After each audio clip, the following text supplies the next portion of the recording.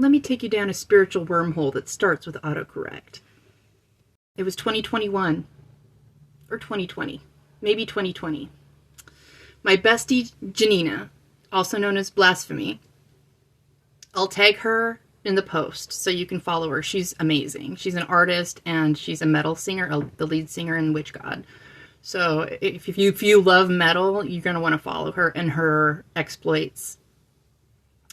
But we were speaking one time and we were talking about finding solutions through these transits that are so difficult. She's a Virgo rising. I'm a Gemini rising. We're constantly doing our mercurial thing and consulting with each other in the charts and spiritually, our dreams, trading dreams, you name it.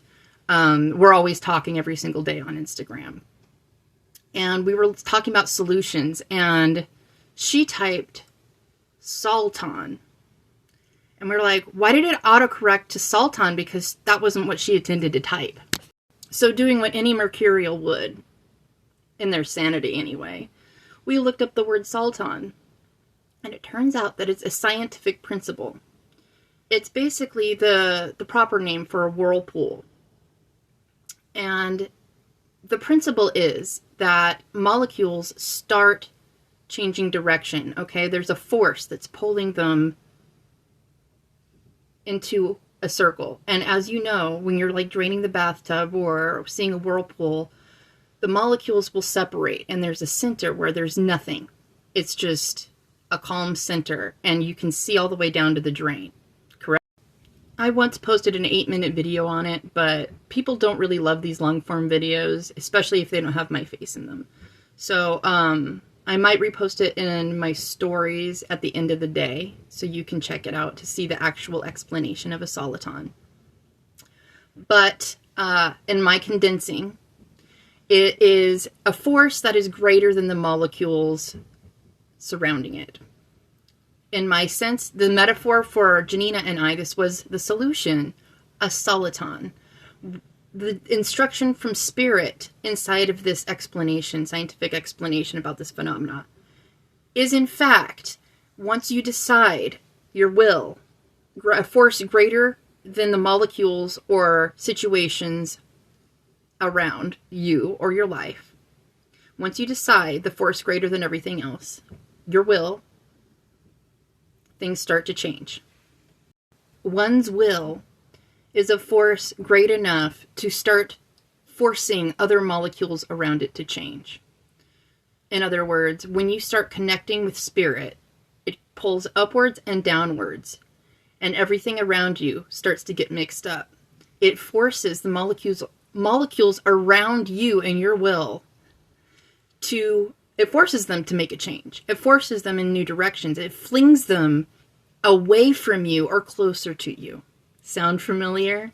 I fucking know. When you're on this spiritual journey and you start connecting with source and your intuition and your center, it starts to create this calmness, this blankness, this evenness, this plane of existence that doesn't make sense to everybody else around you. But it does force them to do something about it. Additionally, when two solitons come together and spin and rearrange molecules around each other, they become more or less glued together by force, by physics.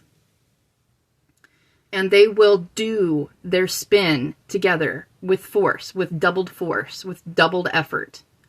And they will become glued together. They become what is called quarks. I'm sure you've heard of these words, but this is what they mean. And these are all wonderful spiritual metaphors that we discovered through the happy accident of autocorrect and talking about solutions. Sometimes spirit will talk through autocorrect or random things. That is Uranus, really. Like he is the ruler of technology, and he also rules the sky. And sudden messages. Quarks will only separate when the centers run out of mass, or will, or direction, or purpose, when the mission is fulfilled. But they will always remain bonded together until the mission's through. I thought this was such a beautiful thing to learn not only about science, but as above, so below, as within, so without. Oftentimes, we will have to create force in our own lives by will, and it will force people in and out of our lives. We don't really have a choice about how this works. All we have to do is follow the conviction, spiritual conviction that we get from the other side, whatever you like to call your deities. This brings us closer together with matching energies on the same mission. In various creation myths, we have life coming from chaos. And this makes perfect sense with principles like solitons and quarks. Oftentimes, the journey to peace comes through chaos.